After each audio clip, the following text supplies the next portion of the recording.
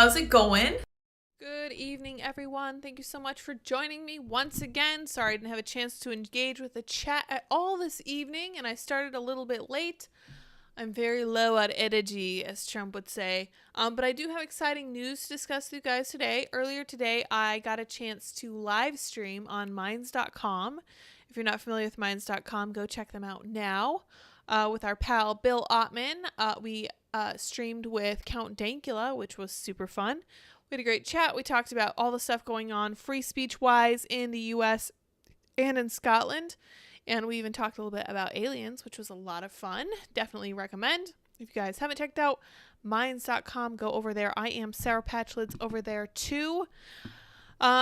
We have news tonight about diversity, equity, and inclusion being booted from Disney because of Ron DeSantis, or should we call him DEI Santis? I don't know. There's a joke in there somewhere, but I don't think that's it. But on that note, there are a bunch of different stories about how DEI and all that stuff is being axed from companies and schools. Looking forward to reading you guys those stories. We are also going to talk about Devon Archer talking to Tucker Carlson. It's a great conversation. We'll talk about a woman who's being denied cancer treatment because she criticized the regime theology. So that will make more sense when we look at that. We'll talk about Tennessee taking action against Vanderbilt for manipulating insurance companies in the name of trans medicine. I kept a straight face with that. We're going to talk about why the right wing no longer trusts science and no one can understand why. We'll get to the bottom of that. We're going to talk about an Ohio youth center being funded by taxpayer dollars, teaching very objectionable things. We'll touch in on Leah Thomas's former teammate, and then hopefully today will be the day we get to talk about the Swedish author who went undercover to learn about incels. Good stuff. So let us hop right into the good news first, and then we'll get to the bad news. Disney's Reedy Creek, now under DeSantis' control, slashes all diversity and inclusion programs after he handpicked a new committee. And I know you guys know that I like Ron DeSantis, partly because he's the governor of my state. I think he's a good governor. I think he's done wonderful things here in Florida. He won in a landslide. Undebatable, honestly, and clearly not a rigged election by any means. He turned counties red that had not been red in decades, and he is overall very popular down here. Let's see what he's been up to lately. DeSantis took over the state's Reedy Creek Improvement District in February. The new committee accused the district of discriminating against Americans based on gender and race, costing taxpayers millions of dollars. The DEI committee will be dissolved and DEI job duties will be eliminated. Good. We'll see a trend of that moving forward because apparently that is becoming quite the thing to do across all forms of the private sector. So it's not just government jobs that are facing this kind of scrutiny. This is also in the private sector, which is fantastic news for truth and reality and right-thinking people. Walt Disney World's governing district has abolished all its diversity, equity, and inclusion programs months after Florida Governor Ron DeSantis took away its self-governing powers. DeSantis' handpicked committee accused the dismantled Reedy Creek Improvement District of discriminating against Americans based on gender and race, costing taxpayers millions of dollars. The new administration took over the district in February and replaced it with a Central Florida Tourism Oversight District as part of the ongoing battle between entertainment giant and the conservative governor. The Central Florida Tourism Oversight District said Tuesday that the slashed DEI programs were akin to race hiring and implemented hiring and contracting programs that discriminated against Americans. Right. Of course. That's the main problem with them, is that they are discriminatory and they're wrong and they are very biased always. A statement by the board added that the decision comes after an investigation into Reedy Creek's former policies, which it called illegal and simply un-American. Yeah, that's putting it lightly. The district's DEI committee will be dissolved. Any DEI job duties will be eliminated. Staff will no longer be permitted to use any staff time to pursue DEI initiatives, said District Administrator Glenton Gilzayan, a longtime ally of DeSantis. Good for him. The director went on to claim the district's minority/women business enterprise and disadvantaged business enterprise programs awarded contracts based on racially and gender-driven goals to businesses on the basis of their owner's race and gender. And this doesn't surprise anyone, right? I feel like all of us are really, really used to this. This is exactly what we expect now. But we shouldn't. We should be taking steps to work against it. And I think that's exactly what DeSantis is doing.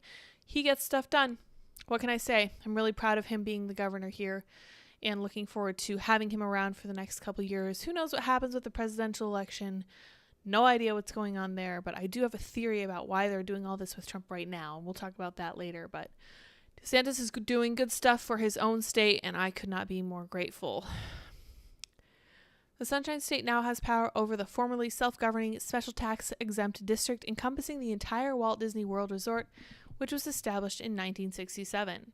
The Special Tax District Reedy Creek is home to Disney World and Walt Disney World resorts, employing 75,000 people and attracting 50 million visitors every year. The new board is composed of businessmen, lawyers, and school board members from across the state. Previously, Reedy Creek Improvement District was able to act with the same authority as a county government, making its own rules and governing itself.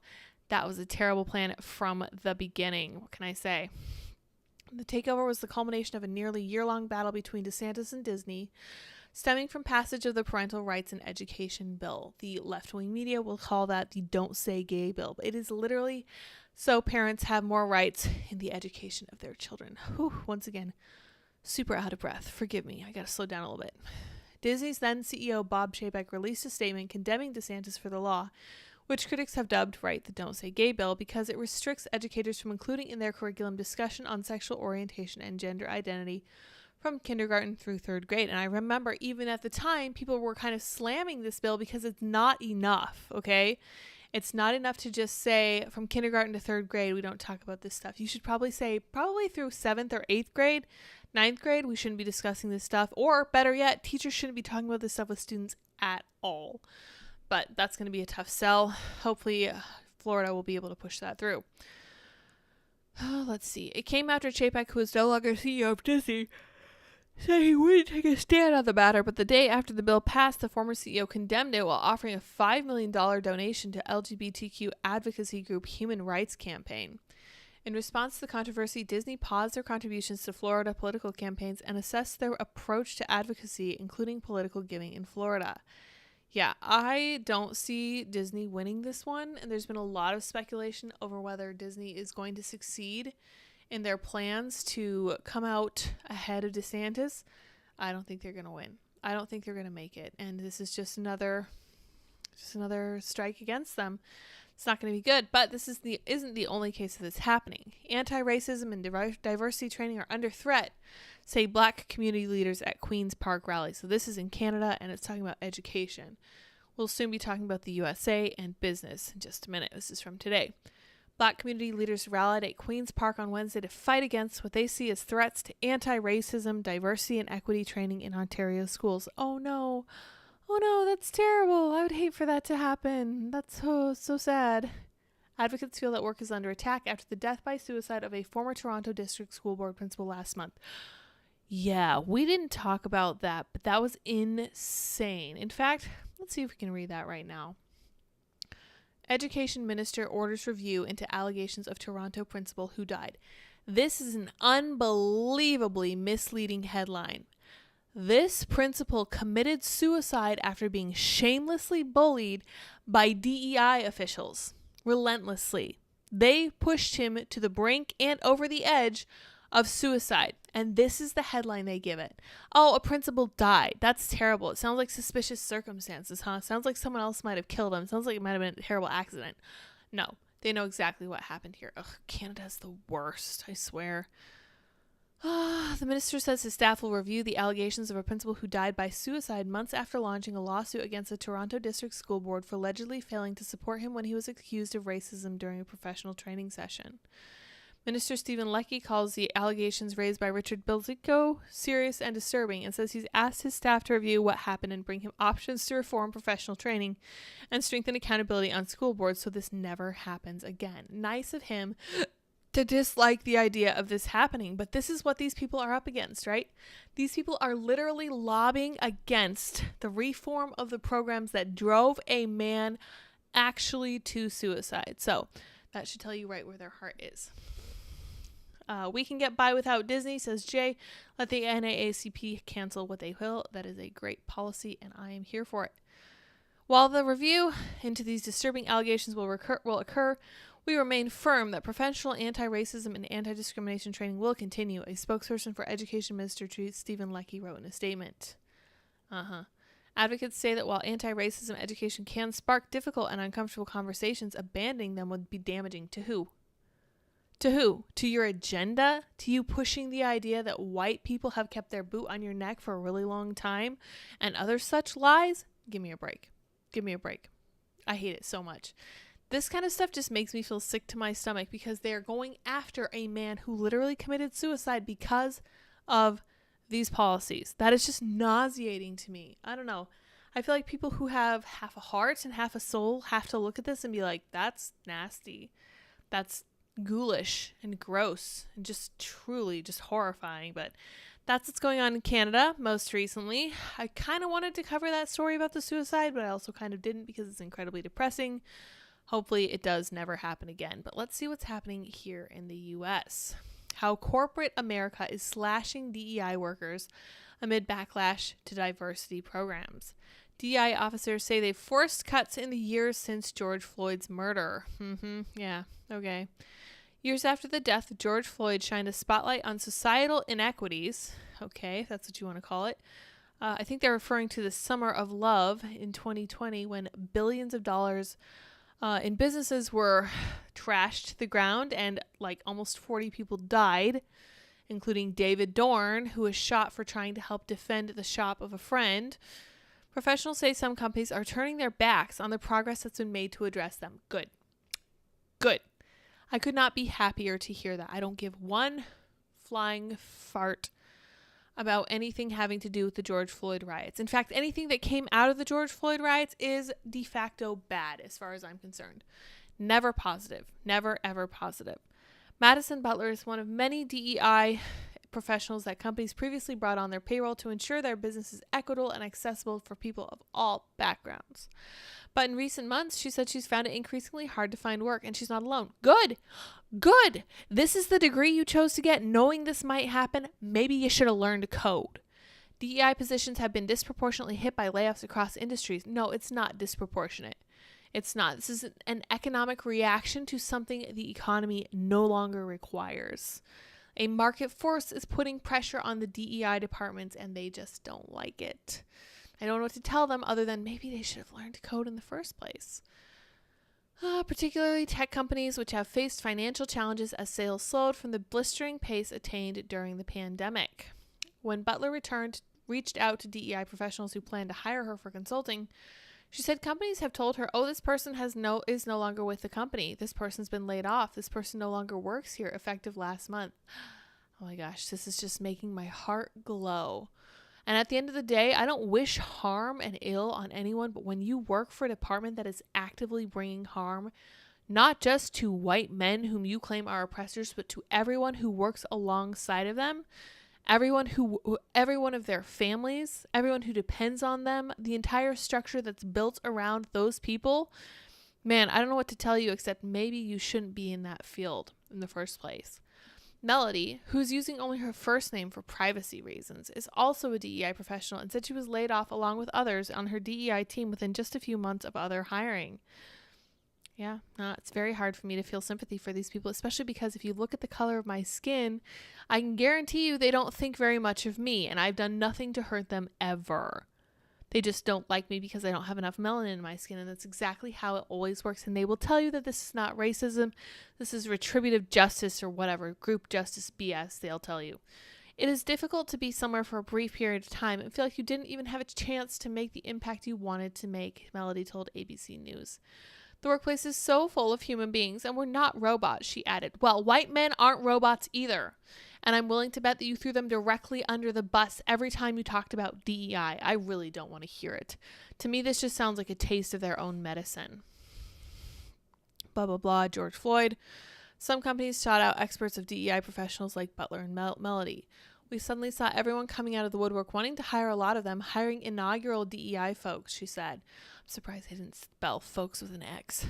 And you had to wonder, like, are people actually ready for this? Or is this a trend we're seeing? So you knew going into this that this might be a trend. And you chose to take this job anyway. And I have to say, I feel like that doesn't speak well for your personal judgment. Maybe you're not a very good employee. It's from September 2019 to September 2020. Job postings for diversity, inclusion, and belonging positions on the hiring website, Indeed, rose by 56.3%. A LinkedIn study found the Chief Diversity and Inclusion Officer postings grew by 168.9% from 2019 to 2022.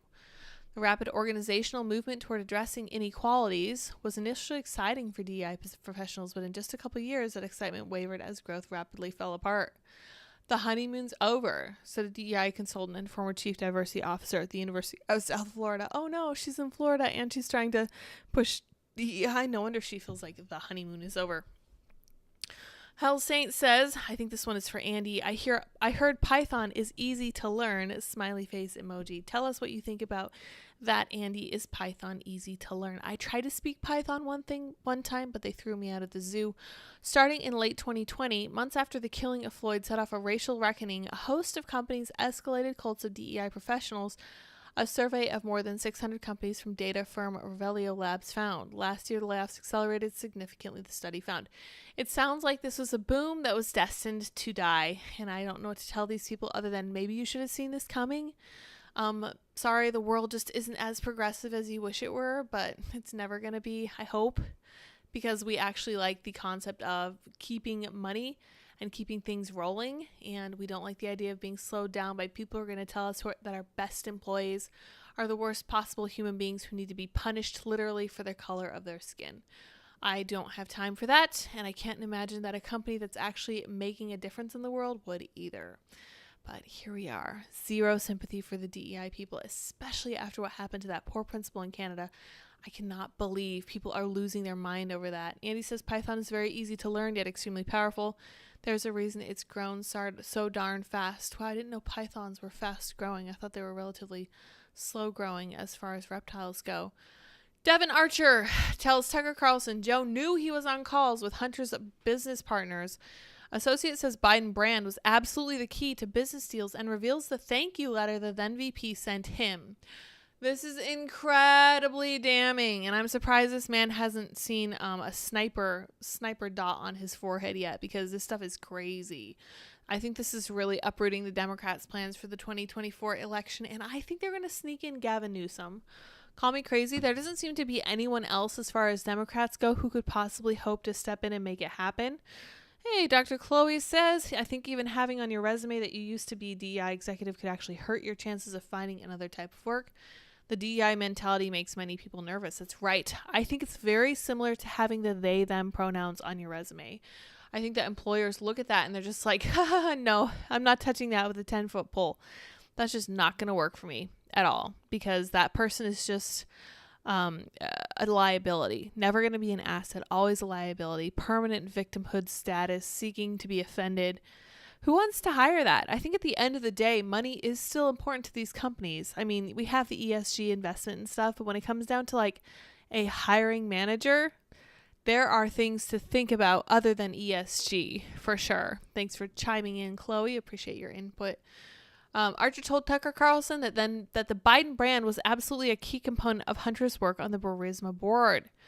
I can definitely say at particular dinners or meetings, he knew there were business associates, says Archer. I'm assuming he was referring to Joe, not Hunter. He did not claim Joe Biden discussed business on the calls. You're sitting with a foreign business person and you hear the VP's voice. That's prize enough. That's right.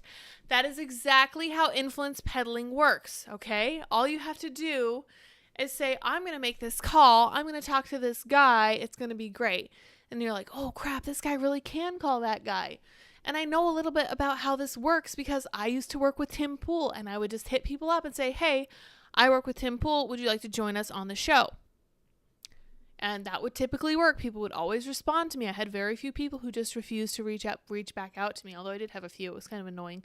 But that didn't happen very often. Just being able to say, I'm in league with this person who is running this really big show, running a company, was enough to get people to talk to me. And I suspect that's kind of exactly what's going on here, especially on a much, much larger scale when it's the Vice President of the United States. Seriously.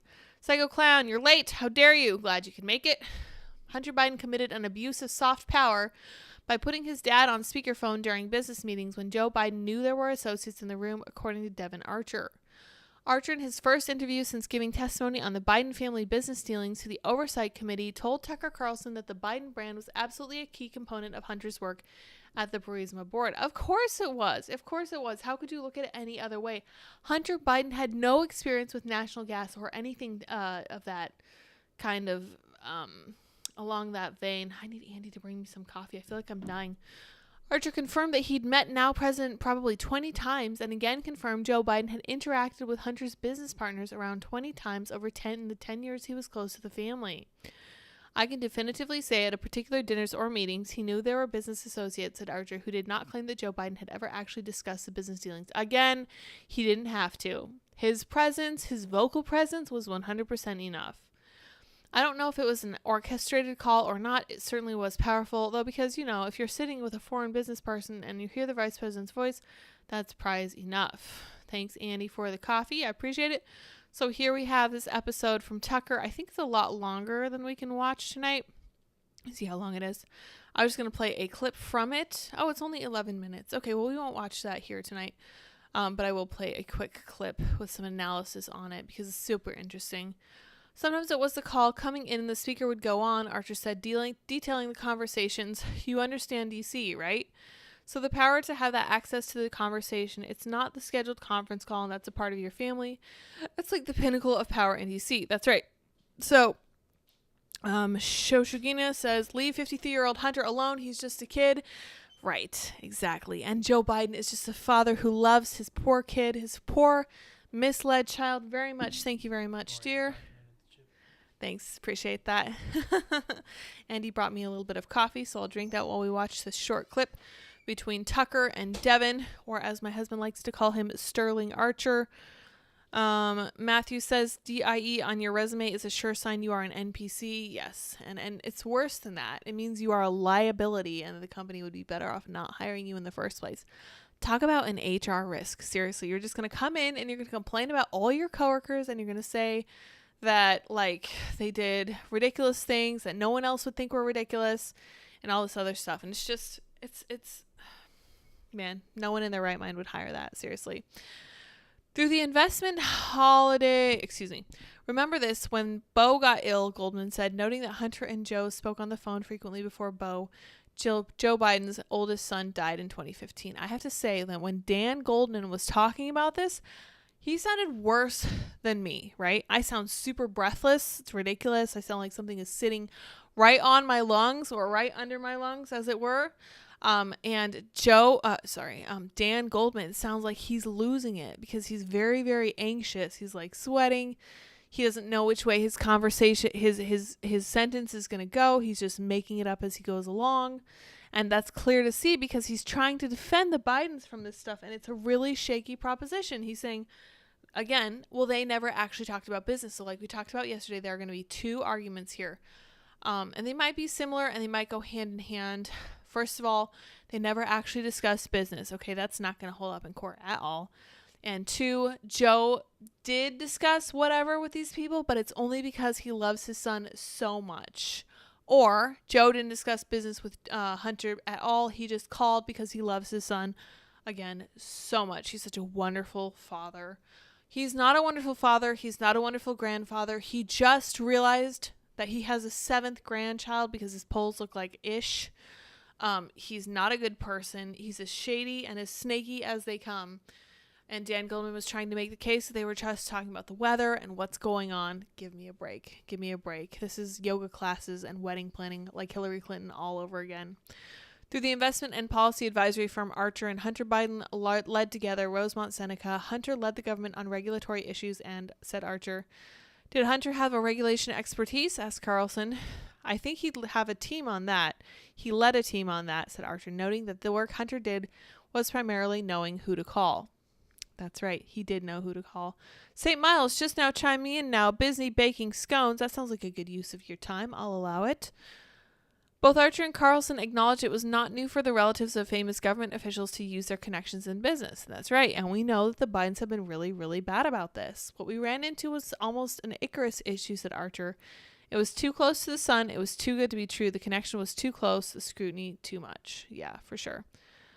Josie says, Hunter Biden, somebody cue up Fortunate Son to play whenever he speaks for the sheer irony. Yeah, for sure. Except it isn't a Vietnam War movie, so it doesn't really count in that regard. He is, in fact, a very fortunate son. He's had the world handed to him on a silver platter, and it's led him, as Archer is saying here, to fly very much too close to the sun. Archer also shared a letter with Carlson that then Vice President Joe Biden had written to him in 2011. Devon Archer, Rosemont Seneca Partners, 1010 Wisconsin Avenue Northwest, Suite 705, Washington, D.C. Dear Devon, spelled wrong. I apologize for not getting a chance to talk to you at the luncheon yesterday. I was having trouble getting away from hosting President Hu. I hope I get a chance to see you again soon with Hunter. I hope you enjoyed the lunch. Thanks for coming. Sincerely, Joseph R. Biden. Happy you guys are together. Interesting. I'm assuming that's him talking to Hunter and Devon in one. Archer and Hunter Biden were close friends at the time they were in business together. It turns out Hunter was a shady friend, not a good friend, very flaky. President Biden, seemingly unbothered by Archer's claims and his son's legal woes, he spent Wednesday lounging on the beach in Rehoboth, Delaware with First Lady Jill. Yeah, these people are walking, talking zombies. It's utterly ridiculous. Just, I find it very, very hard to respect these people. All right, let's see if we can see this clip. Oh, no, I lost it. Did I really lose it? I think it's over here. There we go. Fox News' decision to ignore Tucker's interview with Devon Archer is infuriating employees who still believe in covering news. Quote from one host, "Are you effing kidding me? How do we not cover this?" He got Hunter's business partner to just casually admit all of this on a Twitter video. That's pretty bombshell. Another top Fox source added, the amount of agitation this is building over not being able to use any of Tucker's Devon Archer sound, just a ton of groaning and cursing from producers and a couple anchors that it's gold, and we're not allowed to touch it or use it or refer to it. Aw, poor Fox. Don't you feel bad for them? Network employees tell me they weren't allowed to cover Tucker's newsworthy interviews with a presidential candidate in Iowa. Fox had access to the pool feeds and rolled on them, but producers were told not to send out highlights and nobody was allowed to use any sound. So here's a couple seconds of it. Let's listen. Maybe. These are not business guys. This is the Vice President of the United States. He's not allowed to be working on businesses with foreign governments while he's Vice President. I don't think. Not that I know of. But here he is. Here he is indeed. Here he is. He is doing exactly what he's not supposed to be doing. Everyone knows that this is not what he should be doing. It's so clear. And it's just... This is crazy. Usually this kind of stuff is really kind of confusing for me because there are a lot of moving parts or whatever. There's a lot of frustration that I have with trying to track all this stuff because it's just a lot and it's complicated. This is so unbelievably straightforward, My goodness.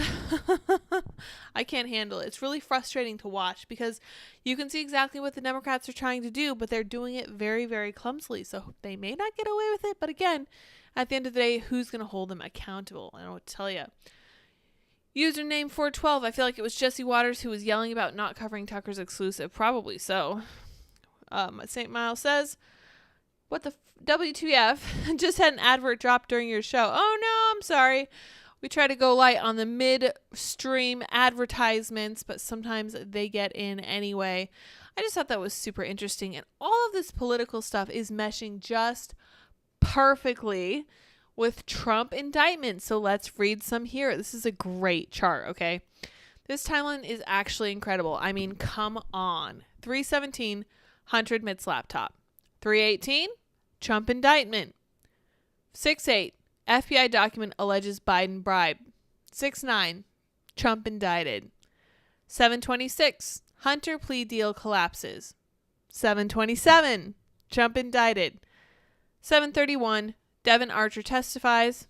8-1. Trump indicted. Believe it or not, this is crazy.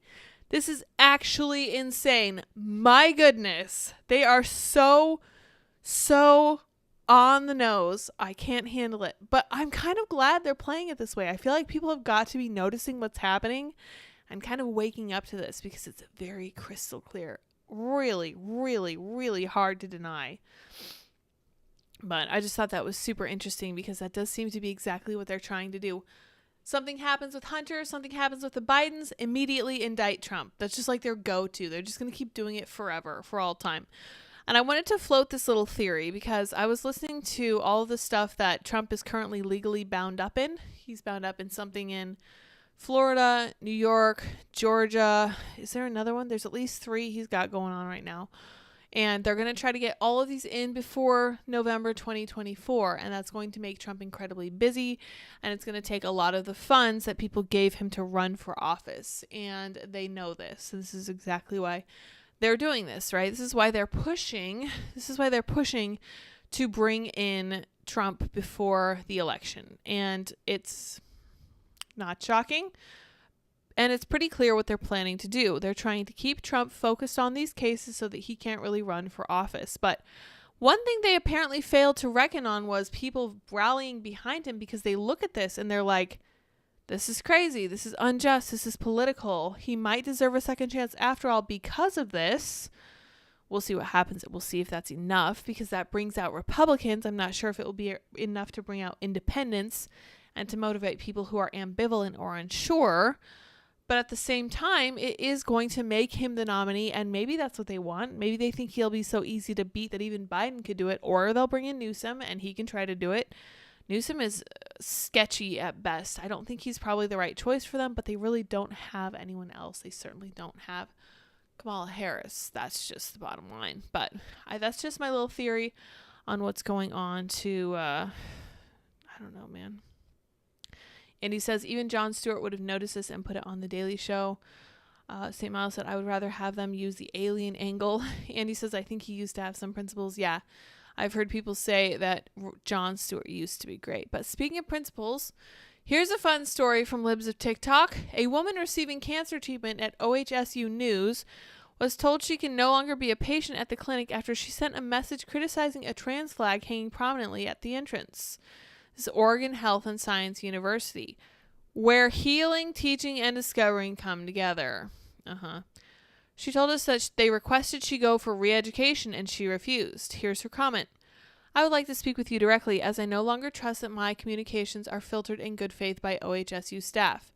Additionally, I do not feel comfortable as a gender-critical woman who believes gender to be nonsense and sex bodies to be a reality.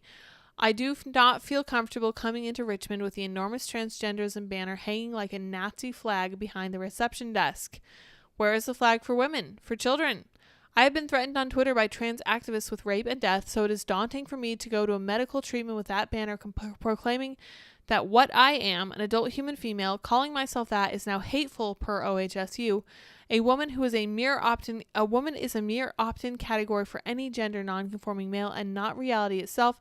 This negates women completely, and they are not asking. Women are being told once again what we are and what we may be is to be defined and limited by men who have some preferences they'd like to be enforced, which include male genitalia, people possessing male genitalia, males claiming every female right to privacy and protection from male pattern sexual violence. XY male violence toward women is undimmed by any level of transition, and that is a fact. So that was her message. Oh, it was so hateful and terrible. Let's see how they responded. Family medicine at Richmond, office location, etc., Portland, Oregon. Dear Marlene, this letter is to inform you that effective immediately, you are discharged from receiving medical care at the Richmond Family Medical Center. This action is taken because of ongoing disrespectful and hurtful remarks about our LGBTQ community and staff. The provider staff at the Richmond Clinic will continue to provide for your urgent healthcare needs until 7/29. Please note you are also dismissed from all OHSU family medicine clinics, including immediate care. She needs to sue these people, and I don't know what route she needs to take here, but she needs to destroy them because this is a death panel. Literally based on what you think about trans activism. They will literally hand you a death sentence if that's what they think is necessary to restrict your right to free speech. This is medical, I believe this is called medical Lysenkoism. We can look that up. Let's see what Lysenkoism is, because I have heard this term in the past, and it sounds not good. It sounds like something straight out of the Soviet Union. Lysenkoism was a political campaign led by Soviet biologist Trofim Lysenko against genetics and science-based agriculture in the mid-20th century.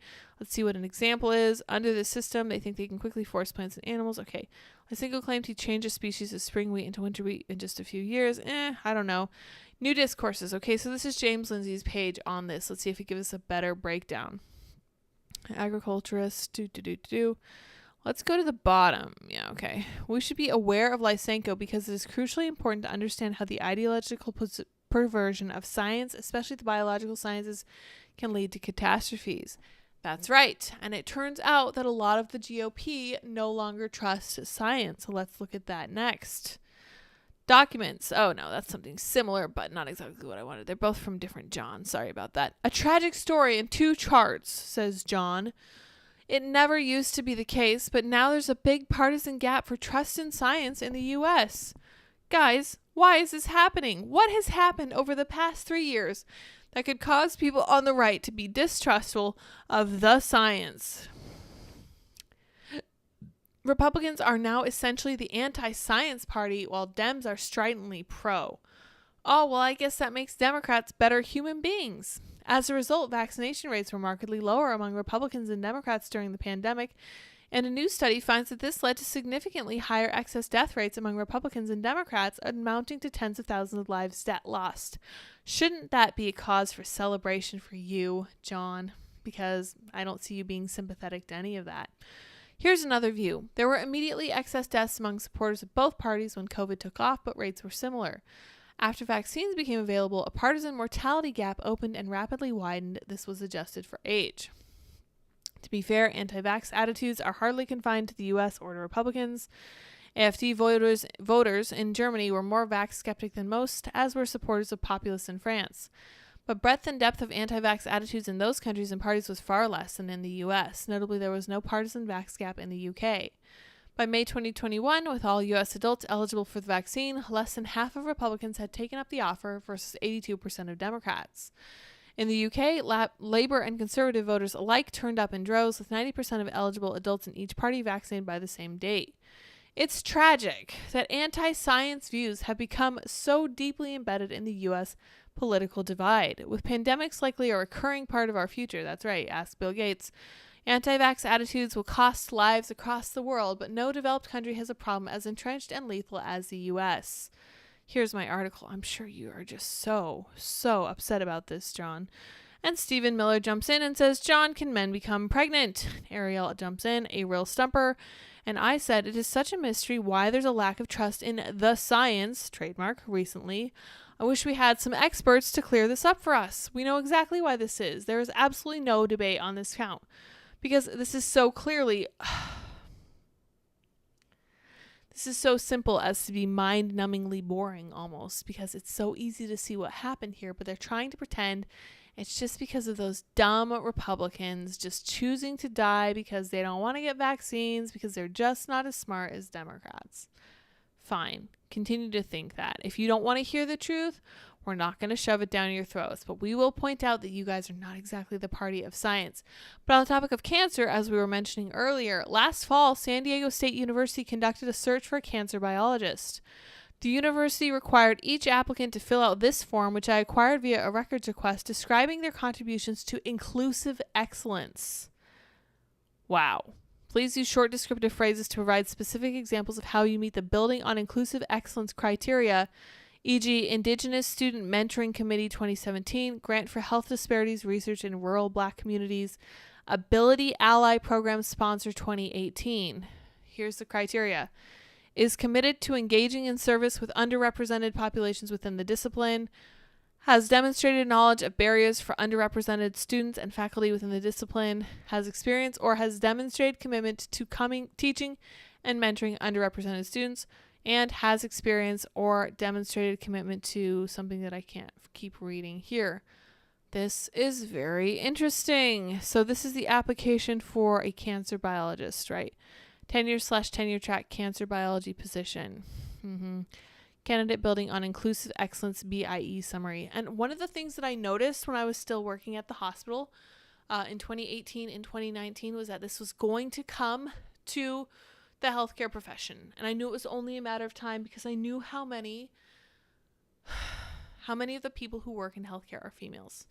For me, that's exactly what it boils down to. And I gotta be honest, it's tracked precisely where I expected it to.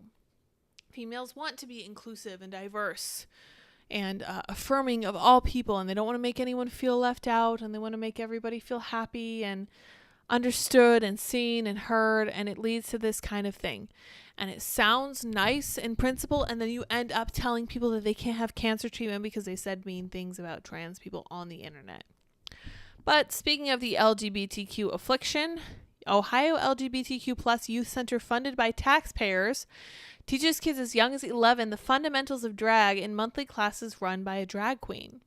The Colors Plus Youth Center in Fairview Park received a grant from a taxpayer-funded county arts program in 2022. It touts that funding in its description of monthly drag tutorials, which are led by a local performer. Youth are able to creatively express themselves in a safe, affirming, age-appropriate way, their website claims. And I got to stop and say, you know what would be age-appropriate for kids to learn about transgender and drag performances? When they're not kids anymore, period. Because this is not the kind of things that kids should be learning about at all. Because these are sex-related topics. And you know what kids aren't? Before they're the age of majority, before they're the age of consent, they are not sexual. They are off limits for a reason, and it's very, very difficult to say that this is completely separate from some kind of pedophilic movement when they push stuff like this on kids as young as 11. Let's go to the bottom and see what we can expect. Yeah, here we go. Colors Youth Center. Here we are a drag queen. Here we are kids wearing rock and roll t-shirts. They would much rather be wearing those than the clothing of the opposite gender, I think. Parents who send their kids here ought to be taken in for questioning, I swear, because this is the flyer for the youth center. Seriously, in collaboration with Drag Queen Story Hour every second Saturday. Wow, that's crazy. Colors Plus Youth Center. Oh no, their tweets are protected. That's crazy. Who would have thought? Cuyahoga this is in Cuyahoga Falls. This is where Ian's from. Cuyahoga Arts and Culture values equity in determining how it hands out taxpayer money. There you go. There's your other problem. So they're deciding your cancer treatment. They're deciding your taxpayer funding allocation. We recognize that our society is challenged to overcome a complex web of inequities, and we believe that CAC is responsible for operating with an awareness of legacies of privilege and power that have effects on opportunity, access, and resources. This awareness will inform all of our policies and practices, including funding criteria, program development, hiring, and resident engagement. Drag programs for young people have sparked outrage nationwide, blah, blah, blah. Of course, highly inappropriate for minors. A similar Drag 101 for Teens program caused controversy when it was held at a county library in Columbus in 2019. DailyMail.com has reached out to Colors Plus for comment. Of course, the organization has locked its Twitter feed. That's right. That means you can't reach out via Twitter. Shocking. All right. We're just going to get whiplash today because we have such good news and bad news. Here's some news that's actually good. So I don't know if you guys recall this, but at the beginning of this year, yes, it was just that recently, Matt Walsh went after Vanderbilt University because they were, it turned out, performing gender-affirming care for children. Remember, this is when it was still taboo 7 months ago, okay? This is how fast we've moved. Something else Vanderbilt turns out to have been doing was trying to lie to insurance companies to get them to cover gender-affirming care for kids to get these surgeries. Wild stuff. Tennessee is opening a fraud investigation into Vanderbilt University's transgender care clinic after video of a doctor detailing how she manipulates treatment codes to lower patients' bills. Yeah. The AG said the investigation was sparked by a video posted by one of the clinic's doctors in which she said she bills insurance companies incorrectly. Wow. She's literally just straight up admitting actual insurance fraud for the TikTok clout, and I find that really special, and I'm kind of glad she did that. Dr. Shane Siebold-Taylor said she finds ways to build insurance companies for procedures that would not cover for her transgender patients. AG Jonathan Skrmetti clarified his investigation is into medical billing fraud and not transgender patients themselves. This is a great place to tackle this, though, because this is happening. And we know that a lot of insurance companies are super woke. For example, I think it's Chloe Cole who is suing Kaiser Permanente over signing off on the surgery that removed parts of her body before she was even a legal adult. But this is a way that these transgender affirming doctors can get around insurance companies that aren't quite that woke. And it is fraud. It's fraud at the end of the day. And it's just a marker of how horrible these people are that they're willing to do this. Tennessee Attorney General said he's opened a fraud investigation into the Vanderbilt University Medical Center's transgender clinic and revealed a video from one of its doctors discussing billing practices, sparking the entire investigation. In an interview with News Channel 5, Nashville AG Jonathan Skrmetti said the investigation was triggered by a video in which the founder of the clinic explained she manipulates billing codes to ensure transgender patients are not billed for the full amount of treatments their insurance does not cover.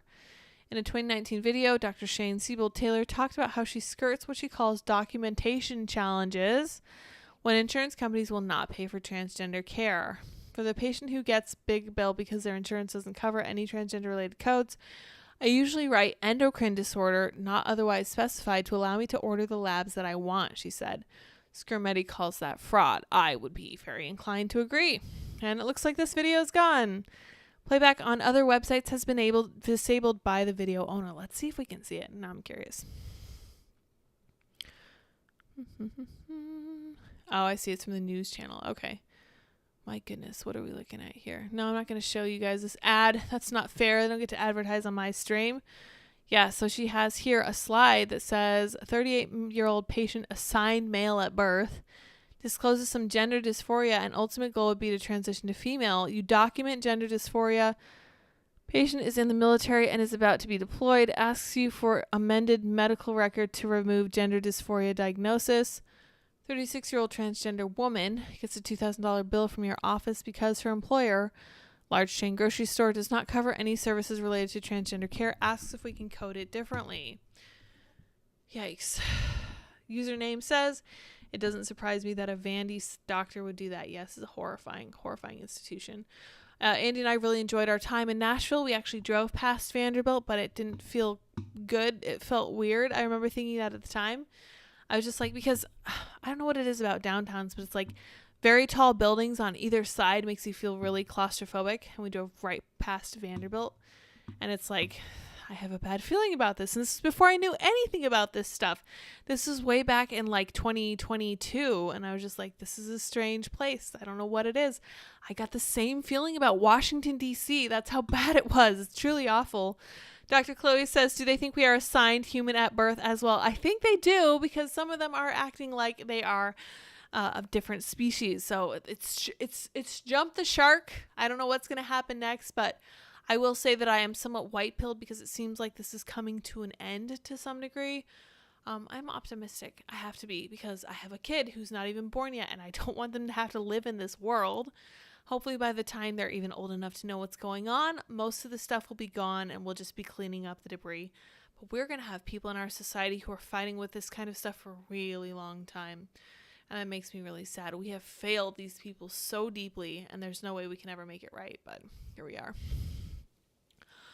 If the coding process uses a code that's not for the most accurate code for the explicit purpose of avoiding those limitations, they are trying to get money that they are not owed. And this makes me wonder if Dr. Chloe would know about this, because when you code for something, you have to do it honestly, I'm sure, and I'm very curious what the punishment is for coding something inaccurately for some form of fraud. When asked whether the investigation is specifically a transgender investigation, Skrmetti says no, this is a fraud investigation. Again, great way to go at it. I think that's a really good idea. Skrmetti's office opened the investigation last year into VUMC's Clinic for Transgender Health, issuing several separate civil investigation demands that ordered the clinic to turn over its medical records. Skrmetti obtained medical records of 106 patients, all of whom are covered by state insurance plans. Oh, there's the other part. If you go through a state insurance plan and you're committing fraud, you're going to be in doubly big trouble, because the state is going to come for you. And good luck with that. So I really hope that something comes of that. I'm not going to hold my breath, because in Tennessee, they struck down the ban on changing kids' gender, and it was really disturbing to watch. But hopefully this can be the next front on which we make progress in this field. Chloe says, I don't know the penalties, but yes, we definitely have to be accurate and honest. Of course. I'm sure it's very much like charting in nursing, where you don't ever write anything that you don't want to be read in a deposition. In fact, that's one of the things they say when they're teaching new nurses careful documentation. They say, write it like it's being read in a deposition, okay? Because you don't want to say something that you end up later regretting that comes back to bite you and cost you your license. But the doctors at Vanderbilt are not worried about this stuff in the slightest, and they should be. They really should be. So hopefully this will put the fear of God into them, but it's a start. It's something. So, all right, guys, I've been talking this up for like 3 days now. We are going to talk about the guy who went in deep to the incel community. Let's get into it. It'll be the last thing I talk about. I only have a few minutes of breath. Whew. Dirk says when my back surgeon did it, he lost his medical license for 3 years. Holy cow. I really hope this happens to these people, because they couldn't happen to nicer people. Swedish author goes undercover in the incel community and makes a series of chilling discoveries. Is that chilling discovery that people are using their free speech in ways we don't like? Let's find out. More at 7:50. Author Pascal Engman, 37, spent 3 months. 3 months is not very long. Researching the incel community. An incel is characterized by having a hostile attitude toward women. Okay, that's not entirely correct. Hopefully they clear that up for us soon here. A Swedish author has made shocking discoveries about the incel community, members who consider themselves unable to attract women sexually. Pascal Engman spent 3 months researching the misogynistic subculture and found comments by incels that labeled women as slaves for men. So what you're saying is somebody made mean comments that you don't like, and now you're going to expose them because you don't like what they had to say? Please, give me a break. Andy says, hey, don't talk about my time before we got married. That's personal, darling. Andy was never an incel. It's never a thing to worry about. Incels are guys who, I don't know how I would explain incels. They're guys who have observed that they have a hard time attracting women. And so instead of trying to fix themselves up and work on themselves personally, they choose to become very resentful. And there may be a lot of reasons they become resentful. It might be because they see the way, the divorce courts are weighed in women's favor. They see the way, custody is given to women more often than men. They see a lot of very real ways that society favors women over men. But at the same time, they utterly reject the possibility that they could do something about their situation to make, their current environment better. And they just choose not to. And it doesn't make anything better for them. It just makes them more resentful, and it makes them angrier, and it makes them more likely to do things like say that women should be sex slaves for men. An incel, short for involuntary celibate, is characterized by having a hostile attitude toward women, with incel forums becoming increasingly popular in recent years. That's right, because feminism has failed. It's failed men and it's failed women, and it's really made men unhappy. And some of them have really taken it to extremes, which surprises no one. But let's read on. During his period of research, which Engman reveals in his article for Unilad, He came across some frightening comments. Okay, again, people saying mean words on the internet, not the end of the world.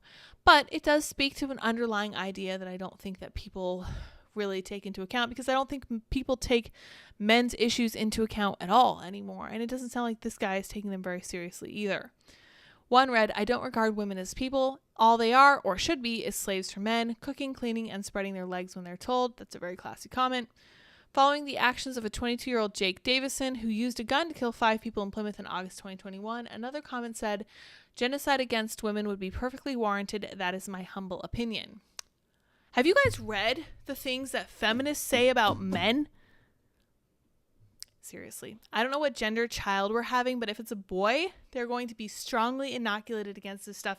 And if they're a girl, oh my gosh, they're going to be told, you treat both genders with utmost respect, pretty much no matter what, as long as it's deserved.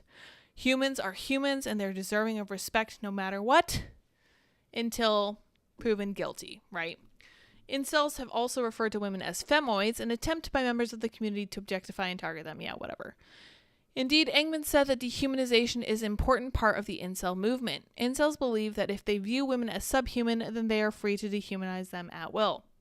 Right, they think that takes away the power that women have over them. They've also been known to support the existence of state-run rape camps via the belief among community members that they are entitled to engage in sexual activity with women. Yeah, so when Jordan Peterson was talking about enforced monogamy, this is what people assumed he was talking about because people are dumb. Obviously, that wasn't what he was talking about. He was talking about cultural pressure to make sure that one man marries one woman and they raise a family, instead of just running around like Andrew Tate, banging anything that moves. Absolutely ridiculous. Self-hatred is also a concerning trait among incels, demonstrated by their practice of bone smashing, whereby individuals beat themselves in the face to accentuate the appearance of their jawline. That seems very mentally stable. It's because they believe a strong jawline is considered the most attractive feature in a man. Engman also revealed that he saw men posting pictures of themselves in incel forums, asking other incels to judge their looks, with some users being told that they should take the Canadian way out over their appearance. Very nice community you have there, guys. Good work. Evidence of this came in the comments from one user on a forum, which read, I'm almost 30 years old. My best years will soon be behind me, and I have never been anywhere near a woman, not as a boyfriend, not as a one-night stand. They don't want me. They make it very obvious, too. They might not hate me, but they treat me with contempt, which is worse. The rise of so-called incels comes amid the actions of online figures such as Andrew Tate, who has previously said that women belong in the home. How dare he? On July 18th, a Romanian court ruled the influencer and his brother Tristan must stay under house arrest for a further 30 days over sex trafficking charges. Tate, 36, was formerly charged with rape, human trafficking, and forming a criminal gang to exploit women. Again, I would just like to direct everyone to the horrible things that feminists say about men, because give me a break. They say things that are just as awful about men as these guys are saying about women. And it strikes me that feminists are just the flip side of the coin of these incels, because they act as if men are nothing. They act as if men are garbage. They have to act as if they don't need them. And it's a lie. Of course it's a lie. And they are so passionate about it because they know it's a lie. It really is. Hero says if that's the case, the incels are living in imagination land. Of course they are. They're obviously very deluded, but at the same time, I feel a little bit bad for them because they are onto something when they say that society is slated against men. I get that. We'll give them that. Obviously, you don't really want to hold the mindset that a certain class of people, any race, any demographic, any group of people belongs, for example, in a camp. It's a horrible thing to say. It's a horrible thing to think. But at the same time, you are allowed to think those things. You are even allowed to say those things. The problem with incels, I think, in our society is that they're not as culturally accepted as feminists are. In fact, I kind of want to pull up articles from feminists talking about how all men need to die, because that's exactly what they say. Hero says, I don't like Andrew Tate. I feel like Andrew Tate gets the diagnosis right, and then he gets the prescription wrong, right? So he sees the way society treats men, and he's like, that's bad. Here's what you should do instead. You should act exactly like they think all men act anyway. Really? Genius. He also tweeted that he thinks reading books is for plebs. You're such an idiot. Why don't you just go out and do stuff instead of reading books? And it's like, oh, okay, this is not a smart man. It's okay. Give him a break. That's how he makes his money, by fooling people into believing that he knows what he's talking about. He definitely does not. best years behind them. Yeah, that's such an interesting point. Men at 30 years old are fine. In fact, at 30 years old, you are just getting into the best part of your life. And I say this as somebody who went all the way through their 20s, working their butt off, felt like they effectively, oh my gosh, got to find the right word, effectively lost that entire decade that's supposed to be one of the best of your life. Totally gone out the window. Doesn't matter. When I turned 30, everything kind of fell into place for me. And I was like, you know what? I know what I need to do. It's not going to be fun. That's fine. But at the same time, it's especially hard for a woman to realize that, oh yeah, I'm already 30. My 20s are behind me. Everyone, especially incels, are telling me that my best years are like 18 to 22. There's no hope for me, all this other stuff. It's kind of interesting to me that incels seem to share that outlook. I have a hard time with that, but we'll see what happens. All right, let's see what Andy tweeted earlier, and then we'll close. Disney or DeSantis? Disney, 7.5%. How dare you? DeSantis, 92.5%. Darn it, I hit Disney while scrolling. It doesn't count. How dare you, Matthew? Well, it's all good. Yep, DeSantis won by a long shot. No surprise there. Thank you guys all so much for voting. Thank you for joining. St. Miles said, I just had an ad drop during the show about chainsaws and a wood chipper from Still. Interesting. We're going with it. All right, you guys, enjoy your evening. I will see you all tomorrow. Stay safe, stay well, stay out of Target. Until next time. Bye, guys.